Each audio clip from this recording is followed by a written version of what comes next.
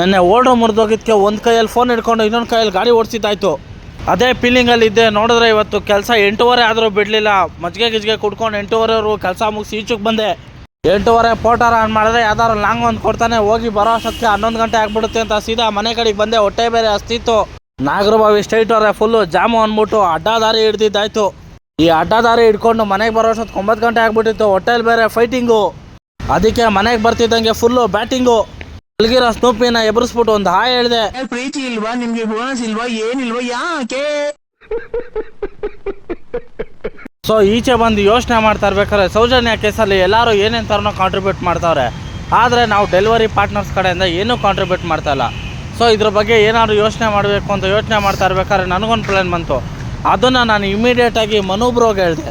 ಮನೋಬ್ರೋಗೂ plan ಇಷ್ಟ ಆಯಿತು. Sunday ಇದನ್ನು ಎಕ್ಸಿಕ್ಯೂಟ್ ಮಾಡೋಣ ಅಂತ ಹೇಳಿದ್ರು. 27 ನಿಮಿಷ ಮಾತಾಡಾದ್ಮೇಲೆ ಅವ್ರ ಜೊತೆ ಎಲ್ಲ ಮಾತಾಡಿ ಮುಗಿಸಿ ಸೀದಾ ಅರ್ಧತ್ರಕ್ಕೆ ಬಂದು ಒಂದು ಊದುಬತ್ತಿ ಹಚ್ಕೊಂಡೆ. ಇಷ್ಟೇ ಇವತ್ತಿನ ವಿಷಯ. ಮತ್ತೆ ಸಿಗೋಣ.